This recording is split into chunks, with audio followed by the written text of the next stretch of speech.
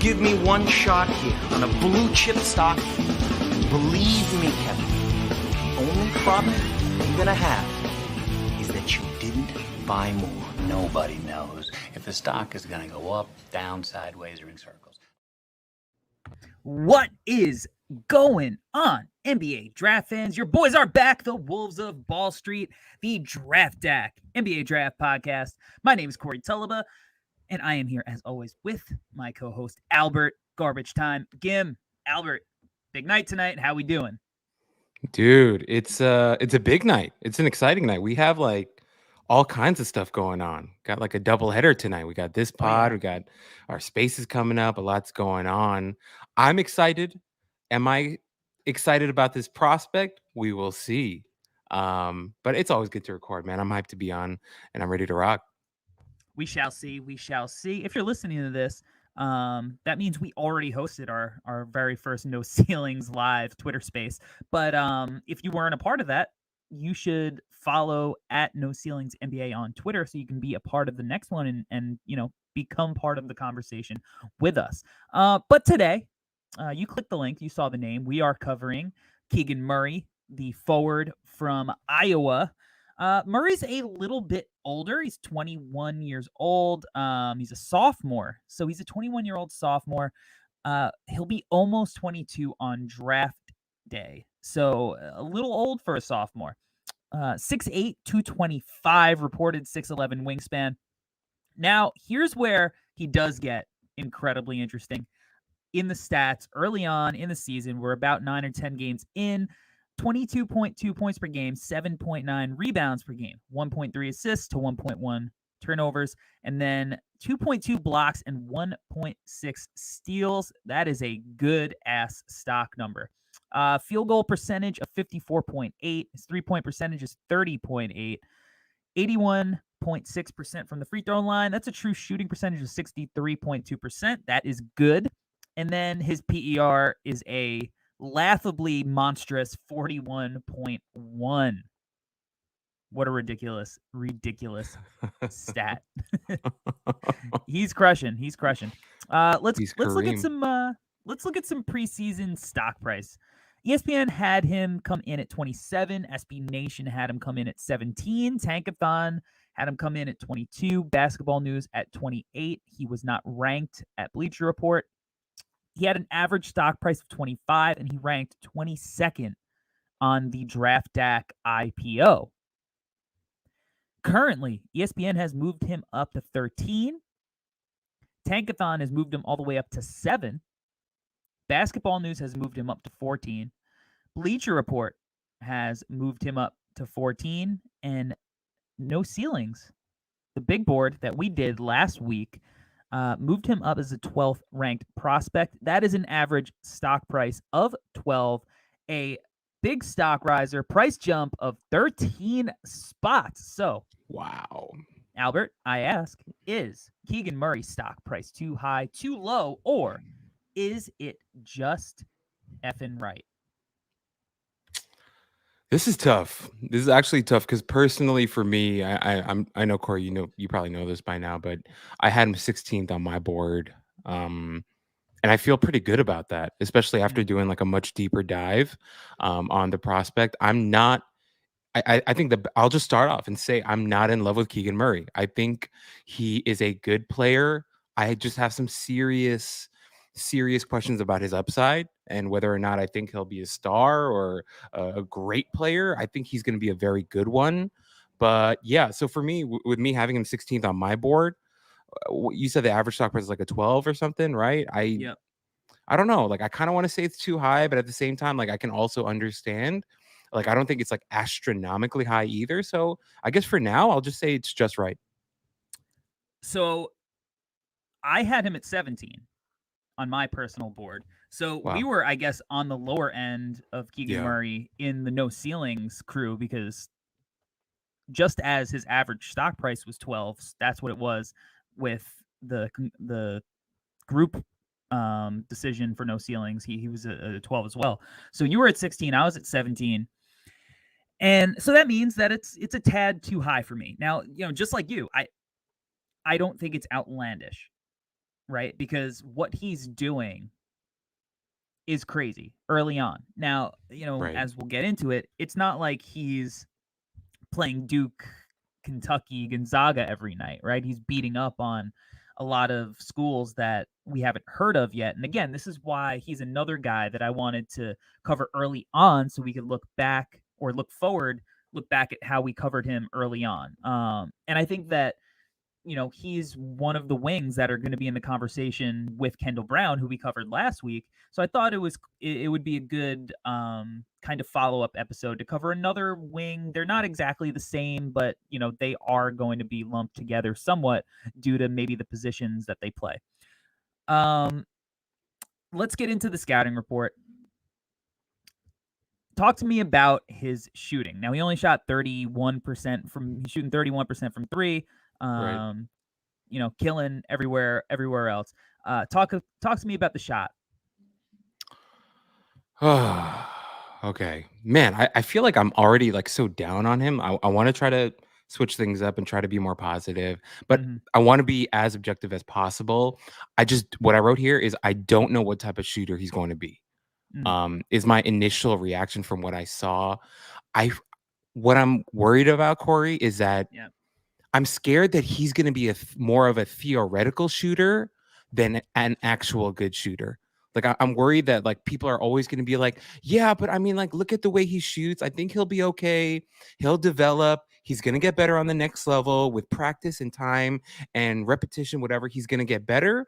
Like there's this weird feeling that I have in my gut that instead of actually ever becoming like a lights out shooter, I think he might always just be that theoretical shooter. Like the perfect example for me is like people always thought that, well, actually, maybe not everyone, but I know a lot of people thought that Aaron Gordon was eventually going to become a much better shooter, Right. and he just never kind of got there. Same with like guys like Derek Williams that I've mentioned a trillion times on this pod, but like You're a huge fan. We all know that.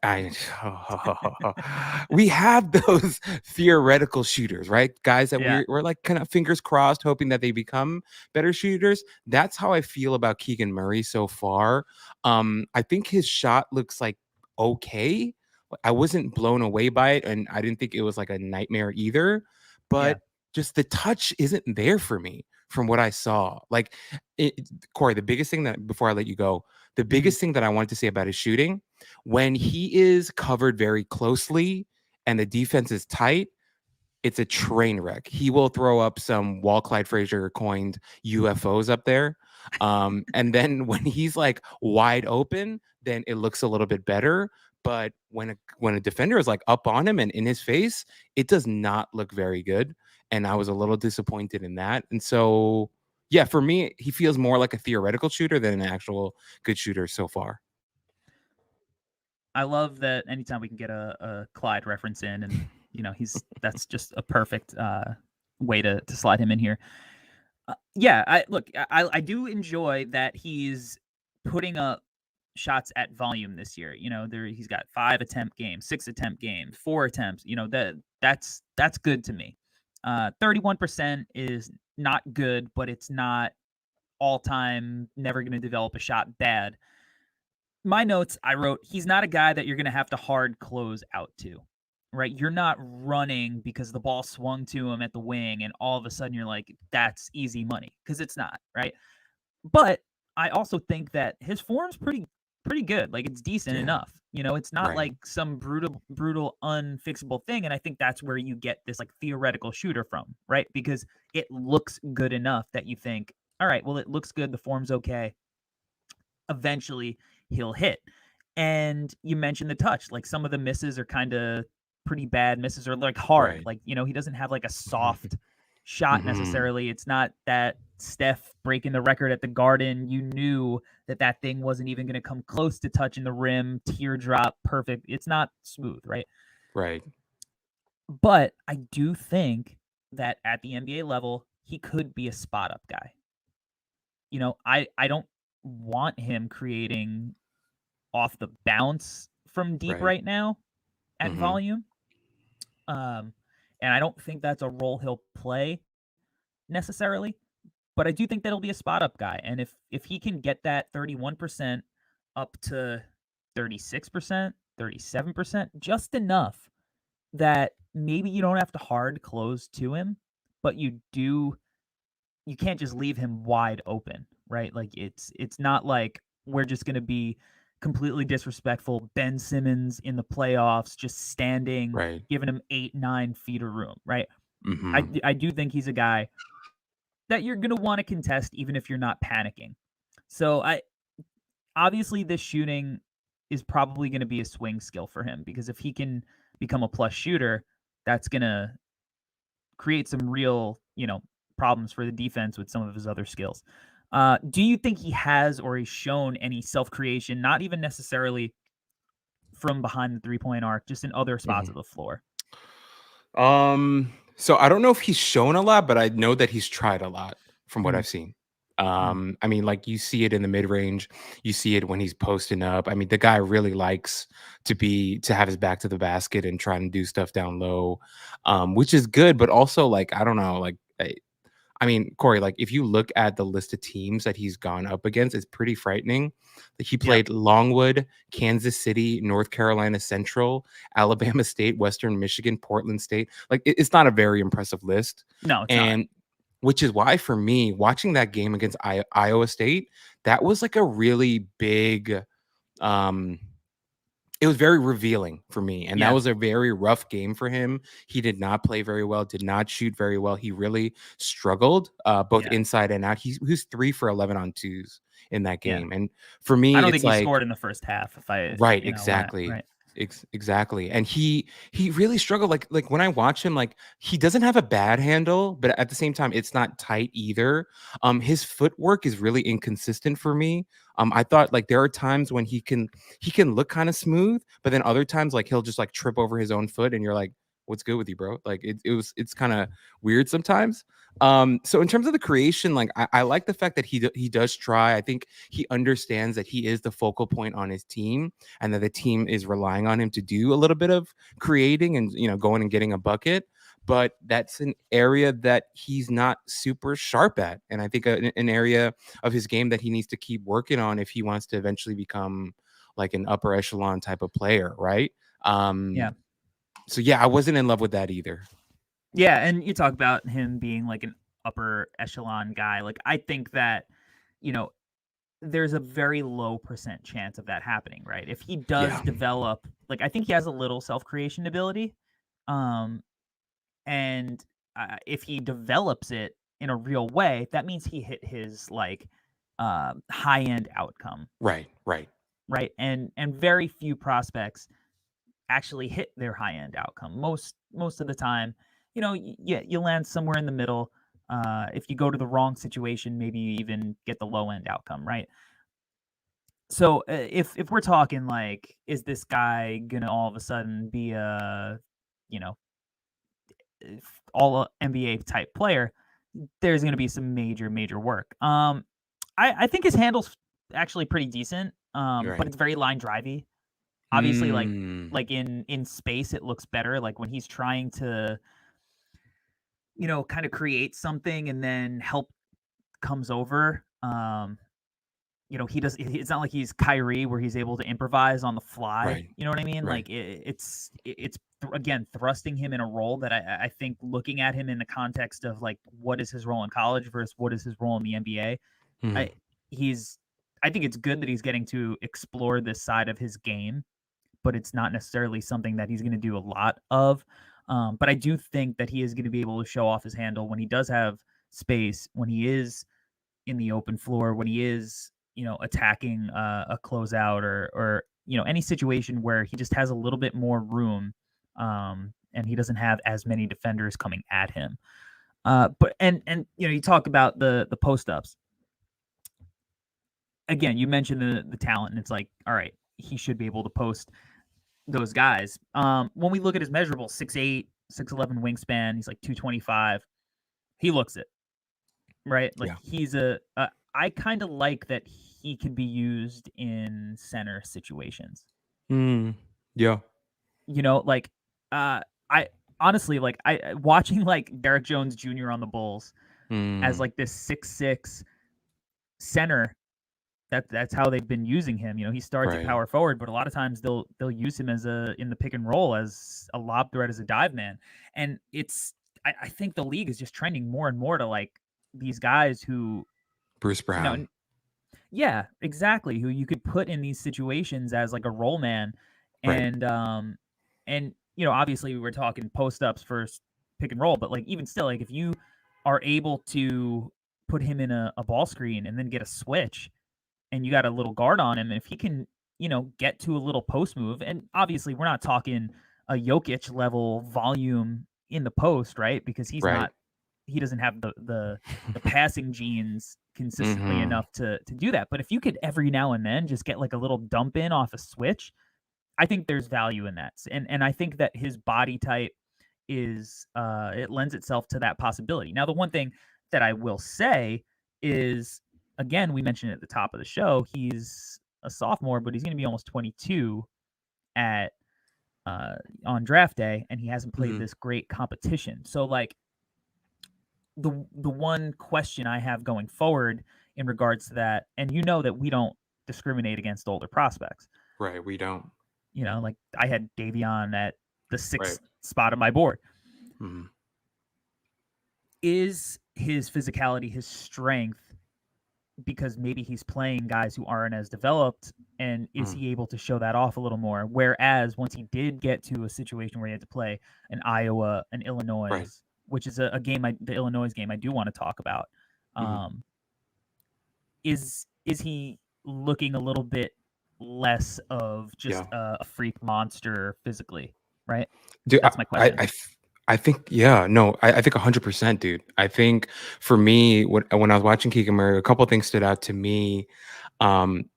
Really quickly, Corey, I want to go back to what you said about him and his handle in space. Yeah. I think that whole space aspect kind of goes to all elements of his game offensively.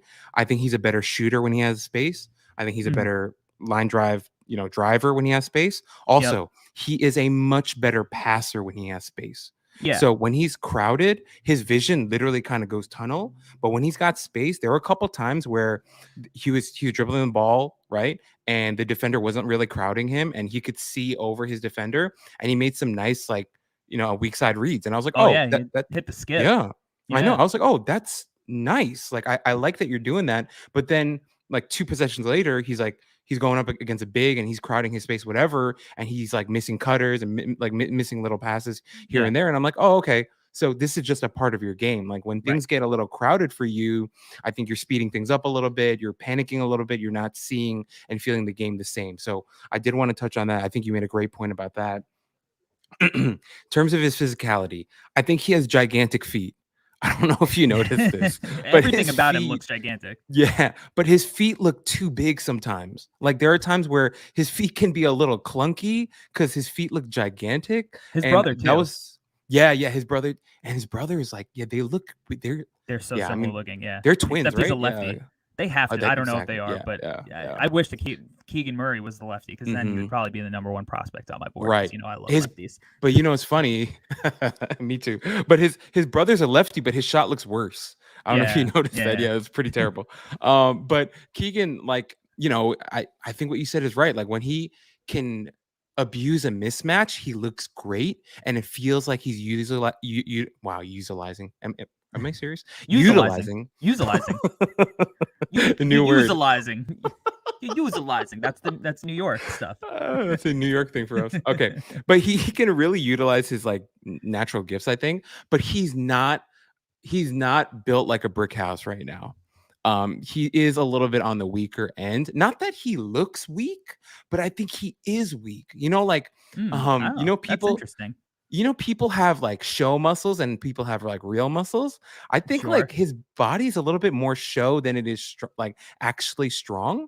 Like I think if you look at him, he's like, oh, nice. Like this kid looks like he has an NBA physique. But sometimes, like, I don't know, there are a couple of possessions where I was like, you should be stronger here, was kind of how I felt. And the 6'11" wingspan is nice, and I think he uses it well. I think my tone with him is going to change when we talk about the defensive side. There are things defensively that I definitely enjoyed more than on the offensive side, but he's not an electric athlete. He's not. I No, think no, he's a no. very fluid athlete, Mhm. but there is no explosion to him at all. I think he moves pretty well, but once again, sometimes his feet get in the way because they're too damn big. But so yeah, just to answer your question, I think there are times when when he plays against higher, better competition, I think we might see him struggle a little bit with the physicality of it all. Now, he's played 2 games against, like, that solid competition, one against Illinois, and then one against Iowa State. They lost both games, right? But in the Illinois game, Iowa's down, I don't know, it probably wasn't exactly 10, but it was enough that they were, like, going to pull away Illinois. And I don't know, let's say there's 4 or 5 minutes left in the game. And Murray took over. And he did it in all of the ways that we talked about him positively. Like, he got out in transition. He cut to the basket and, like, finished through contact. He knocked down a 3. Like, all the flashes that you want to see him display against this top line competition. He had like 10 points in, like, that span, and, like, yeah, they ended up losing the game, but the fact that they were even in the game at the end was all because of what he was able to do by Mhm. himself in that Mhm. situation. So, I think that means something. He flashed this one flash where it's like he was the best player on the floor and nobody could really do anything about it. And if that becomes something that's a little bit more consistent, I'm Right. gonna see him when they play Rutgers eventually. And obviously they have some good in conference competition, so we'll know more in the future. But I Mhm. do think that one specific flash that he showed in that game, in that stretch, is something to build off momentum wise going forward. Let's flip it over to the defense now. Yeah. All right, let's just start, like, on the ball. Like, what'd you think of him one on one, man to man? Mm. Well, I do want to say, Corey, just referring to that Illinois game, he had 5 stocks that game. Yeah. Yep. That's wow. That's 5 stocks He's is had that's multiple 5 stock games. I know he's a Yeah. serious he. You can feel his influence on the game a lot stronger on the defensive side of the ball. Is how I feel right now. Because Corey, one thing that I didn't get to mention to you as we were talking about the offense, there are times when I feel like he ghosts a little bit. Yes. I think, yeah, Yes. and that's the thing that bothers me. I think that's more of like a mentality issue type of thing, demeanor type of thing. Not that I'm saying he's like gonna totally ghost full games, but there are times when he can float a little bit, and I don't love that. I wish he would be a little bit more aggressive considering the team that he's on and the competition that he's playing. I wish he was a little bit more. I will Sorry. say though, look Mhm. at who was on his team last year and the role that he's stepping up Right. into, where he was Right. he didn't play a ton of minutes last year, and Garza. Yeah. he was playing off of Garza. Right. um and then they had the big shooter who Yeah. I'm skipping out on, I'm losing out on. I think he's on the Spurs now. Mhm. Wieskamp. What? Yes. So he's learning to be that lead guy, and That's fair. That's fair. that's something it's Mhm. new for him at the college level, and the speed of that between being a role player, especially Mm. playing off of a guy like Garza who did command so much attention in the offense. Like, now you're Mhm. that guy. There's a learning curve there. That And hey, that's a really good point. Yeah. No, Corey, I'm with you, man. That's a really good point. I hear that. Um, I'm gonna acknowledge what you said. I'm gonna agree with you, but also say I want him to be a little bit more aggressive. And I I think what you're agree. saying is right. Yeah. I but think but he's but gonna you grow into it. and hopefully a game like Illinois is something he can build off of. Right. And Okay. he did, he took 17 shots. He only went 4 of 17 Mhm. in the Iowa State game, but he showed more signs of aggression. I mean, 17 shots in Yeah. a college game's a lot. So maybe it's something he'll build on. Now he has to prove, though, in that role, can he handle it? Can he Exactly. be efficient? Can he be Right. that lead guy? Yeah. So that's why for me, it's like he had that Illinois game, and then the next game is Iowa State, and he Yes. just didn't bring that same aggression. Right. As we mentioned before, 0 points in the first half. It's like, come on, buddy, like we need a little bit more from you. So that's where I'm coming from with that. Now, going back to your question on defense, what I wrote, versatile defender. Like I really think he's going to be able to cover a lot of different positions. Once again, I don't think he has the quickest feet, but I think he's a very fluid athlete. And I Yep. like that about him because athleticism doesn't always have to be explosiveness and No. quickness or whatever, but he's a very fluid athlete, which I think is to his benefit at 6'8" with a 6'11" wingspan. His shot blocking instincts are incredible. I think he's a really instinctual, good shot blocker who uses his length well. I think he knows how to stay lateral. I think he does a pretty good job of that. Of course, I mean, he's still young. He's going to commit his fouls, but the steals, the blocks, like all of that is where I'm way more excited about him because he shows really good instincts on that side of the ball. Now, even defensively, there are times, he's going to get overpowered. He is 6'8", 6'11" wingspan, but he's not a 7-footer or whatever. And Right. that's fine. You're not every matchup is going to be perfect for you. But for Kofi's, me, I'm mostly, you saw that with like a guy like Kofi, yeah, he's an animal.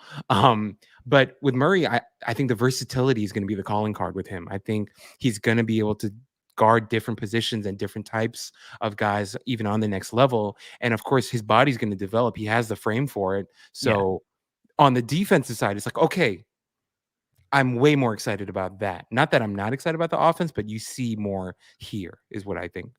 Yeah. 8.6 block percentage, which is like, that's a serious number. That's center, like good shot blocking center number. 3.1 steal percentage. We talked about, he's had multiple, I think 4 games with 5 stocks, and then he's had a bunch of other games with 4 stocks. So that's huge. You talked about his versatility, and even like they play that 1-2-2 press Iowa, and he played every position. He played in the back. He played the top guy who's forcing guys to the sideline. He played the wing spot. He played every spot there. He can move with his length, like get his hands on a lot of deflections and tips, and that's why he has those stock numbers. I love the versatility. I think he's got good hands. And like you said, the size, like as he gets like an NBA program, like I think that size is going to be really valuable at the position that he moves. And the rebounding too, like I think he does a really good job boxing out. Now he had a game where he had 21 rebounds, I think it was, and then he also had, he had a game where he had 2 rebounds, but he does a pretty good job hitting the glass consistently and boxing out, and he not just jumping for the ball. Like you said, he's not like an explosive athlete, but he does have a big enough frame that he can put a body and hit somebody and send them backwards and get boards. So he's long, he's strong, he's switchable, he guarded everywhere. I think there's a lot to be excited about with Keegan Murray, and I think that when he gets to the NBA, like isn't that what everybody's looking for? Right. From like that spot?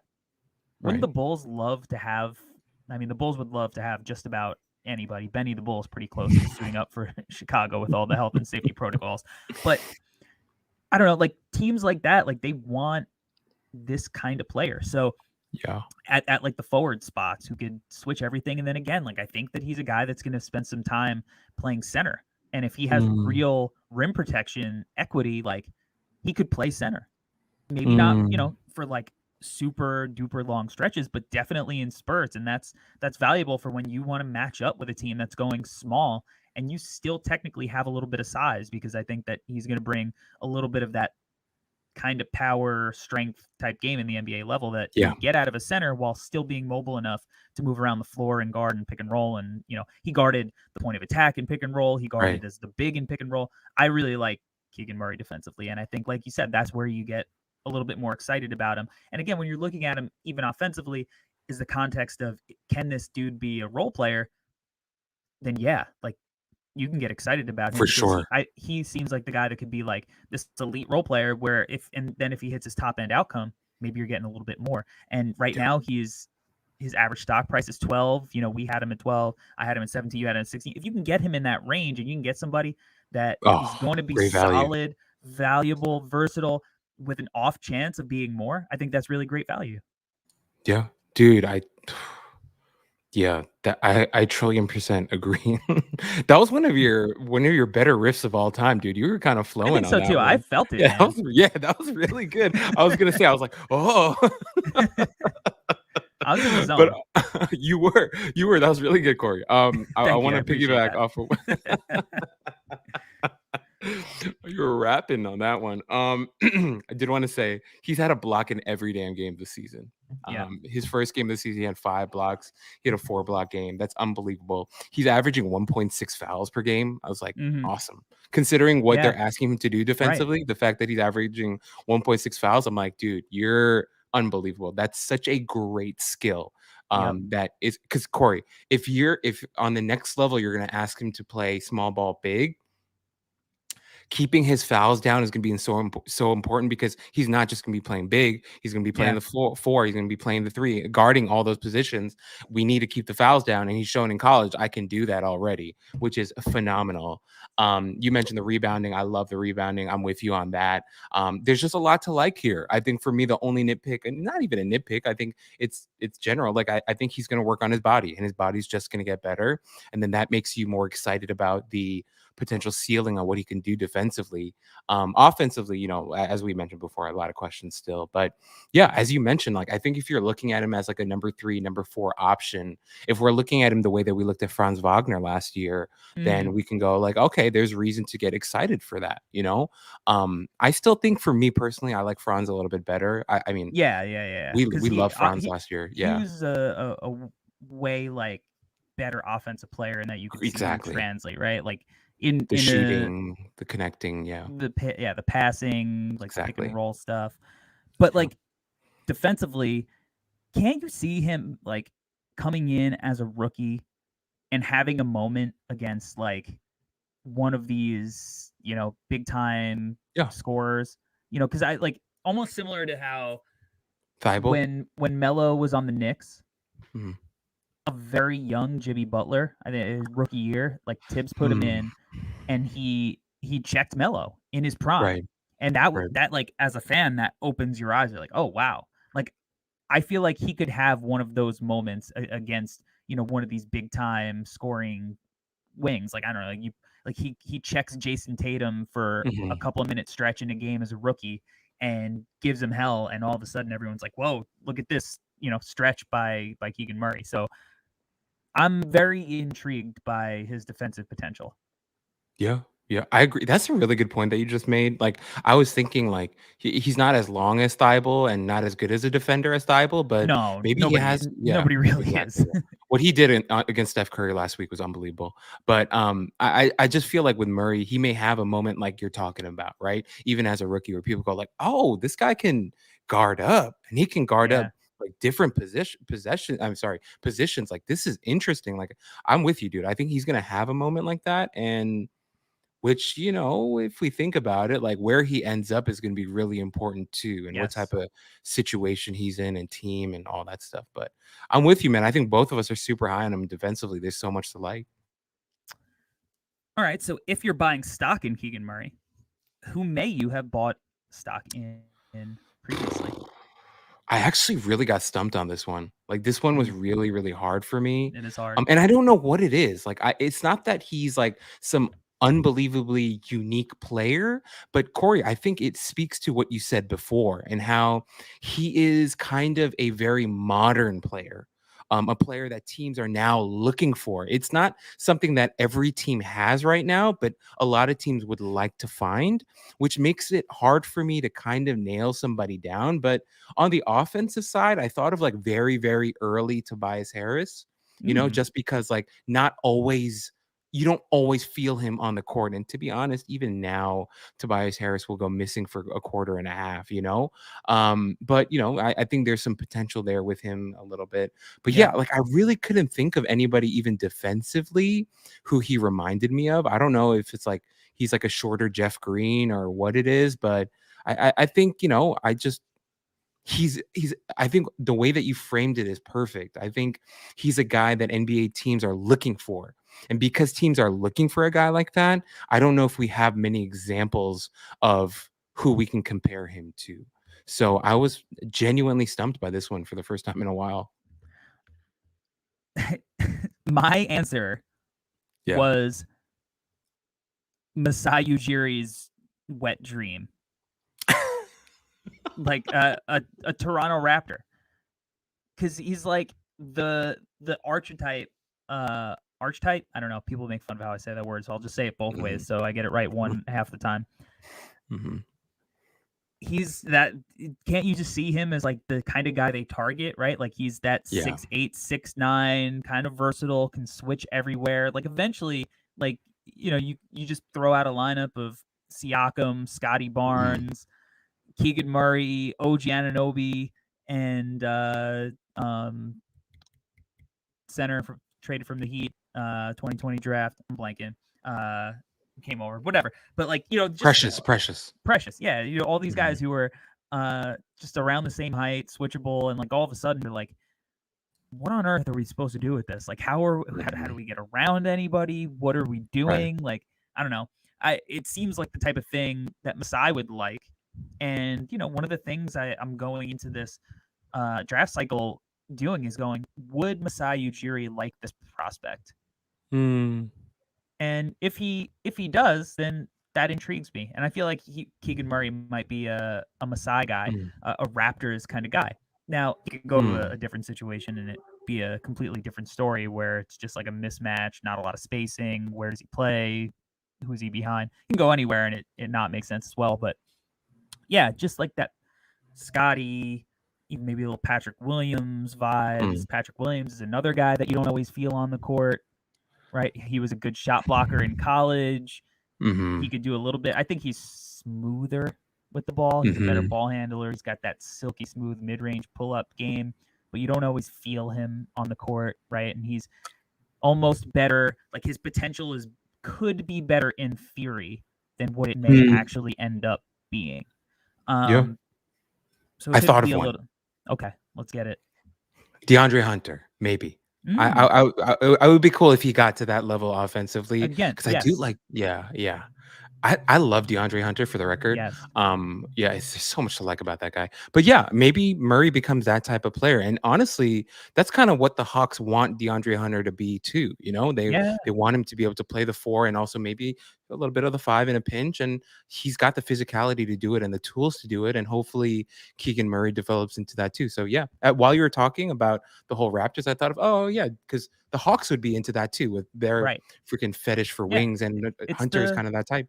It's the new wave, right? This kind of, it used to be the tweener was the bad word, but now it's like it's the wave. Kind of want it. All right, let's end this thing on a high note. It's time. Sell me this pen on Keegan Murray. Okay, so you're an NBA exec. You're building out a team, and obviously, if you're a good executive, you're watching the different trends of the NBA.